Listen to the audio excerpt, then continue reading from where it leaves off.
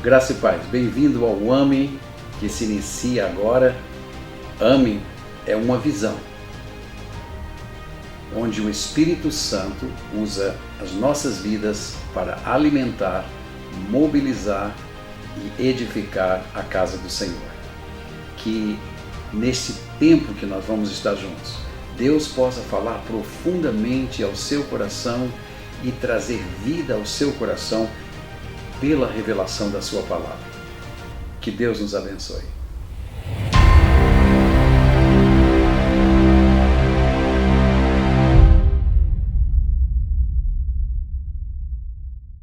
Graça e paz, queridos. Mais uma vez nós estamos aqui para poder falar ao seu coração, para compartilhar a palavra de Deus com você, para trazer a revelação do Senhor ao seu espírito. Hoje nós vamos falar sobre o tema A origem de Jesus no seio do Pai. Qual é o objetivo? Uma visão exata da divindade de Jesus é fundamental, queridos, para aqueles que o buscam, para alcançar dele a salvação de suas almas. O nosso objetivo neste estudo é revelar Jesus como Deus e Filho de Deus, para ser o sacrifício que nos redime para a glória do Pai em nossas vidas. A sua origem no Pai é para a glória do Pai nesta terra. Na semana passada e na semana retrasada nós falamos sobre Jesus falando a nós. Ele fala. Depois nós dissemos que ele é a expressão exata do Pai. Porém, hoje nós queremos concentrar na verdade sobre de onde ele procede. Qual é aonde Jesus passa a existir? Veja, nós vamos compartilhar algumas coisas hoje que talvez, na primeira instância, isso até soe forte aos seus ouvidos. Mas eu peço a você que esteja comigo examinando as Escrituras. Porque o que nós estamos fazendo é exercendo fé na revelação bíblica, para podermos experimentar algo diferente em nossas vidas.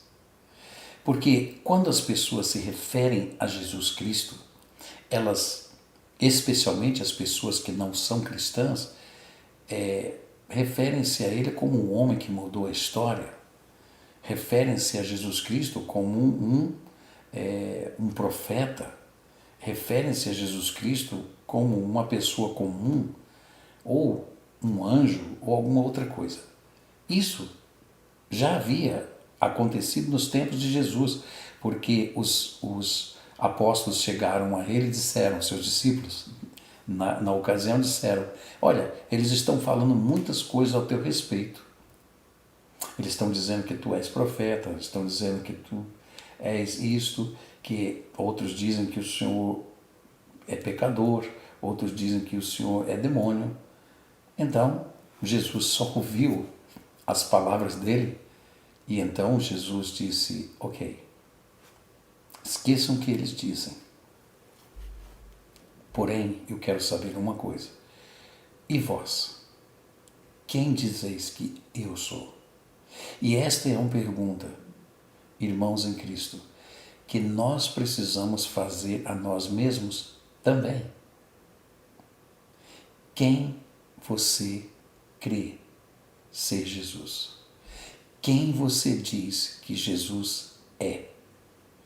Foi aí então que Pedro entra e diz, tu és o Cristo, o Filho do Deus vivo.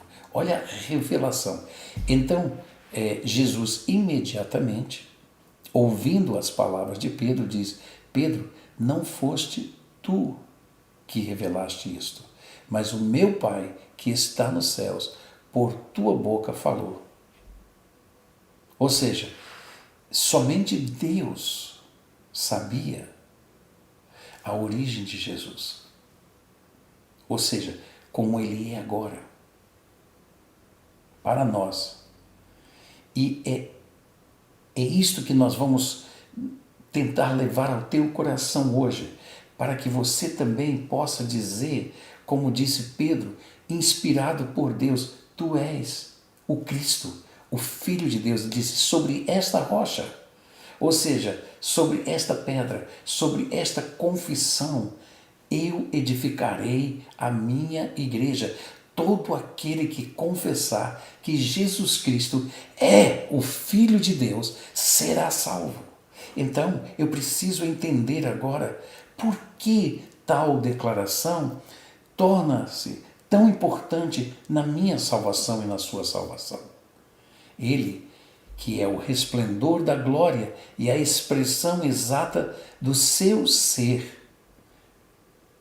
É o que Hebreus estava revelando no capítulo 1, versículo 3. Sustentando todas as coisas pela palavra do seu poder, depois de ter feito a purificação dos pecados, assentou-se à direita de Deus nas alturas. Então, se ele assentou-se à direita de Deus nas alturas, é porque de lá ele veio. Mas nos dias em que nós vivemos, no contexto de vida atual, existe uma força maligna, que atua em toda a humanidade para desfazer a divindade de Jesus. Por quê? Porque se ele não é Deus, ele não pode salvar. Porque só Deus perdoa pecados. Só Deus salva. Então, se Jesus é apenas um profeta, ele seria igual aos outros. Então, ele é visto pelas pessoas não salvas como apenas um possível homem que fez coisas boas. É visto como um profeta que não seria nada diferente dos demais profetas mortais. Muitos até o negam e desejam por tudo acabar com aquilo que tem a ver com a sua verdade e com as suas leis. Mas a grande coisa aqui hoje é o que você pensa e crê sobre Jesus. Então, a nossa oração é que o objetivo desta revelação, meus irmãos, alcance o seu coração com a verdade revelada nas Escrituras Sagradas, na Palavra de Deus. Nós vamos iniciar passando para você 3 textos. E a partir destes textos, nós queremos chegar ao ponto que nós precisamos chegar. 1 João, capítulo 1, versículo de 1 a 4, nos diz o seguinte: o que era desde o princípio, o que temos ouvido, o que temos visto com os nossos próprios olhos, o que contemplamos e as nossas mãos apalparam com respeito ao verbo da vida. Veja, ao verbo da vida, Jesus. E a vida se manifestou, veja, a vida se manifestou como? No corpo dele. E nós a temos visto, e dela damos testemunho, e vô-la anunciamos, a vida eterna, a qual estava com o Pai. Veja, a vida eterna, a qual era o Pai, estava com o Pai e nos foi manifestada. O que temos visto e ouvido, anunciamos também a vós outros, para que vós igualmente mantenhais comunhão conosco. Ora, a nossa comunhão é com o Pai e com o seu Filho, Jesus Cristo. Então veja, quando eu tenho comunhão com você no Espírito Santo, a verdade é que minha comunhão com você reflete a minha comunhão com o Pai e com o Filho Jesus Cristo. Não é maravilhoso? Agora veja, Salmo 132, 11 diz o seguinte: o Senhor jurou a Davi com firme juramento, e dele não se apartará. O que ele diz? Um rebento da tua carne farei subir para o teu trono. Veja, Então foi anunciada a encarnação de Jesus Cristo, da linhagem de Davi. Mas onde ele de fato procede? Nós vamos ver isso durante o tempo que nós vamos estar estudando a palavra de Deus. Isaías capítulo 11, versículo 1, diz o seguinte: do tronco de Jessé sairá um rebento, e das suas raízes um renovo. Então veja, Jesus precisava nascer nesta terra através de uma mulher, através de um útero. Então, este útero, esta mulher, ela vem da linhagem de Jessé, ou seja, ela vem da linhagem que Deus santificou desde o início para esse propósito. Então virá um renovo, virá a salvação dos homens. Então isso nos traz a querer ver onde ele procede, de onde ele vem. Então Jesus foi questionado e confrontado o tempo inteiro por se dizer o Filho de Deus. João 10, de 30 a 37 fala isso. Ele diz: eu e o Pai somos um. Então, porque ele afirmou isso, olha o versículo 31. Novamente eles pegaram os judeus em pedras para lhe atirar. E disse-lhe Jesus: eu vos tenho mostrado muitas obras boas da parte do meu Pai. Por qual delas vocês me apedrejam? E responderam-lhe os judeus: não é por obra que te apedrejamos, e sim por causa da blasfêmia, pois sendo tu homem, te fazes Deus a ti mesmo. E replicou-lhe Jesus: não está escrito na vossa lei, eu disse, sois deuses? E se ele chamou deuses aqueles a quem foi dirigida a palavra de Deus, e a Escritura não pode falhar, então daquele a quem o Pai santificou e enviou ao mundo dizeis: tu blasfemas, porque declarei, sou filho de Deus. Veja, são as palavras de Jesus. O que ele está dizendo? Eu procedo de Deus. Eu procedo das entranhas de Deus. Vamos um pouquinho mais adiante. Então veja, essa palavra em João capítulo 1, versículo de 1 a 18, também nos fala e nos dá uma ideia e nos conduz a uma revelação de onde Jesus Cristo, na realidade, vem, de onde ele vem. No princípio era o Verbo. Então veja, no princípio era o Verbo. O Verbo estava com Deus e o Verbo era Deus. Então não há nenhuma dúvida na revelação que o apóstolo João traz neste livro de que, veja bem, o Verbo, que é Jesus, estava com Deus e ele era Deus. Então veja, se ele estava com Deus e era Deus, eles eram um só. Um só. Ele estava no princípio com Deus. Então veja, nós temos também essa luz de que Jesus Cristo se origina aonde?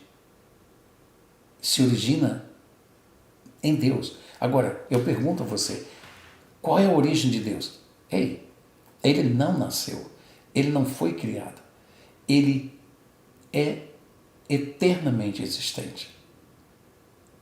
Sou Jesus, é eternamente existente. E o Espírito que vem dele é denominado o quê? Vida eterna. Por quê? Porque é sempre existente. A triunidade de Deus é maravilhosa, queridos. E ela é muito difícil de ser aceita ou entendida por qualquer mente humana. Mas o livro de Hebreus, no capítulo 1, do versículo de 1 a 14, ele nos revela essa existência de Jesus Cristo em Deus. Ele, sendo Deus, era Deus. E nós podemos enxergar, através da revelação do livro de Hebreus, como procede esses textos bíblicos que dizem, e ele se fez carne. Vamos acompanhar um pouco mais adiante. Primeiro, vamos ver o que João revela sobre Jesus. Deus, no versículo 18 de João, versículo 18, diz, Deus unigênito.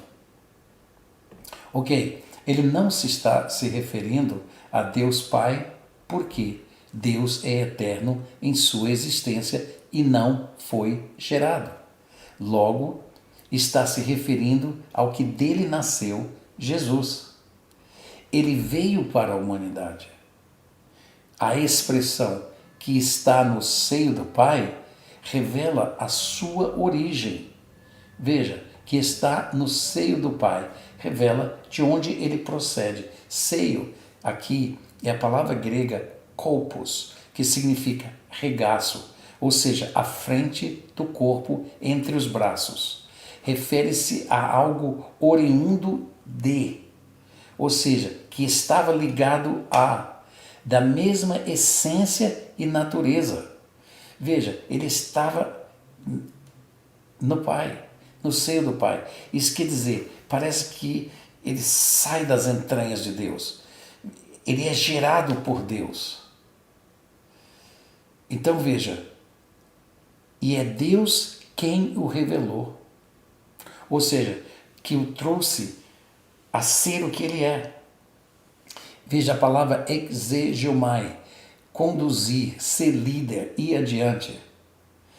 Então, de uma forma metafórica, expressar-se através de narrativa, expor através de ensinos e declarar as coisas relacionadas a Deus. Veja, quando Jesus Cristo toma a forma corporal e ele se veste de carne, nós vemos exatamente a expressão de Deus nas narrativas de Jesus, nos ensinos de Jesus e nas declarações que ele faz acerca de Deus. Agora, esta revelação de Jesus se completa em Hebreus. Em Hebreus capítulo 1, versículo de 1 a 14. Então, o versículo 5 diz o seguinte: hoje eu te gerei. Essa palavra, hoje eu te gerei, ela acontece em algum tempo da eternidade de Deus. Mas tem um tempo para nosso benefício. Então veja, dentro do Kairos divino, da eternidade divina, Deus tem um momento que ele gera. Ou seja, a palavra geminal, ou geninal, é uma palavra que expressa nascimento, ou seja, de homens que geram filhos. Nós não somos a semelhança de Deus. Deus gerou seu filho, nós geramos filhos. Então veja, ser nascido, ser procriado. Então, pela revelação de João, Jesus não tem sua existência agora. Ou seja, não é naquele momento que ele é criado. Não, ele nasceu das entranhas de Deus. Ele vem a existir para um propósito divino. Ele vem para se revestir de carne e ser a expressão de Deus. Na tradição judaica, é de alguém que traz outros ao seu modo de vida. Ou seja, de Deus ao fazer Jesus Cristo seu filho.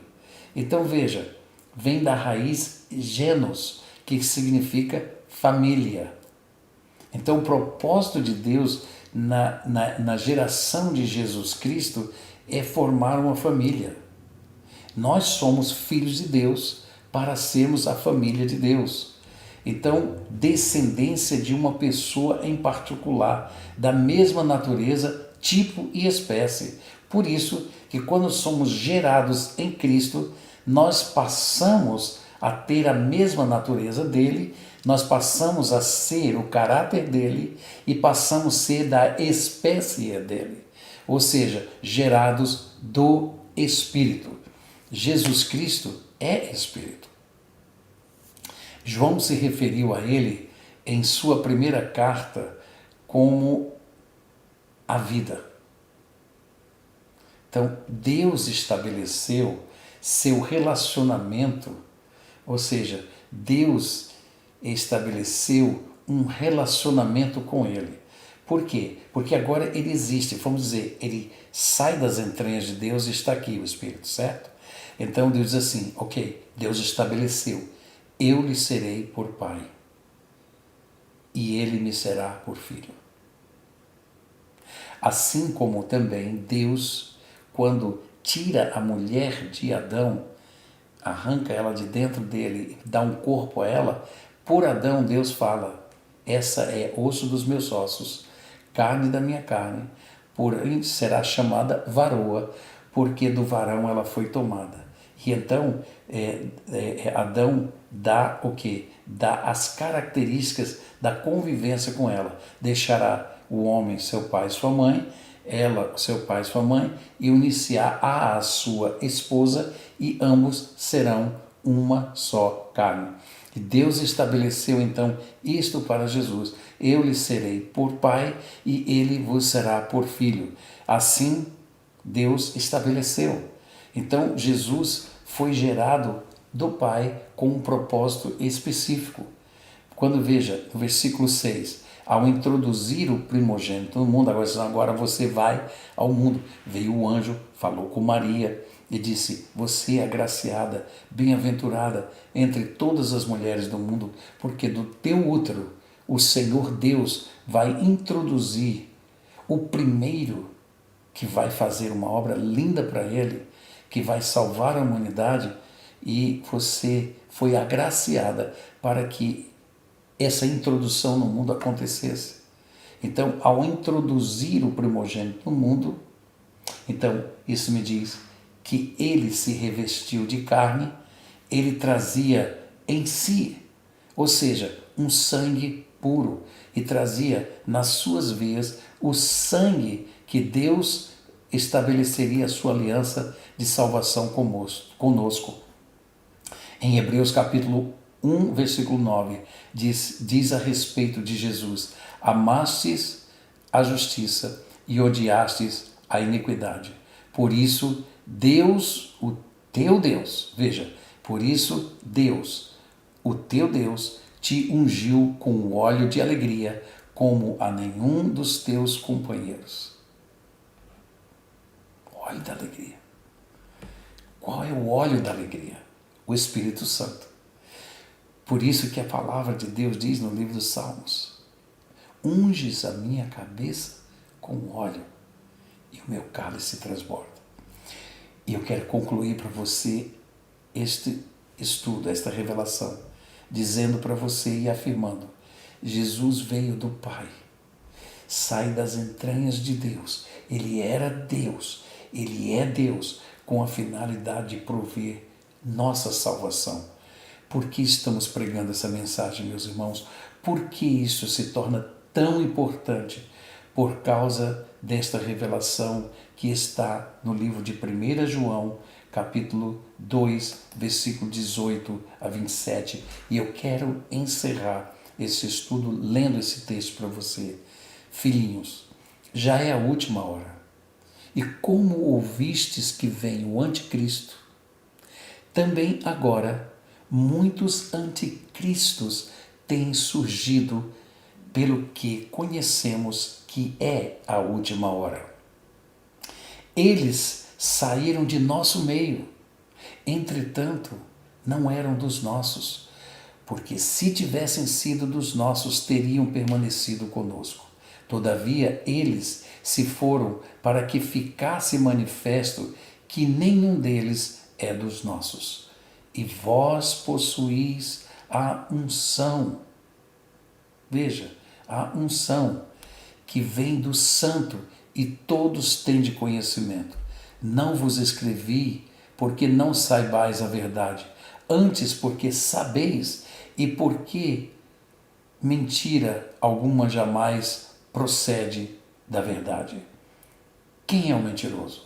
Senão aquele que nega que Jesus é o Cristo. Este é o anticristo, o que nega o Pai e o Filho. Nega o Pai e o Filho. E todo aquele que nega o Filho, esse não tem o Pai. Por quê? Por causa desta revelação divina. Ele é Deus. Ele foi estabelecido por Deus para ser o quê? O Filho. E quem recebe o Filho, o Espírito do Filho, tem o Pai. E aquele que confessa o Filho tem igualmente o Pai. Então, eu deixo você com essa palavra. Versículo 24. Permaneça em vós o que ouviste desde o princípio. Se em vós permanecer o que desde o princípio ouvistes, também permanecereis vós no Filho e no Pai. Esta é a promessa que Ele mesmo nos fez, a vida eterna. Então, se eu tenho vida eterna, você tem vida eterna, nós confessamos Jesus Cristo como o Filho de Deus e o recebemos como Filho de Deus, porque sabemos que se eu recebo o Filho de Deus é porque eu tenho o Pai e o Pai também está em mim. Deus vos abençoe.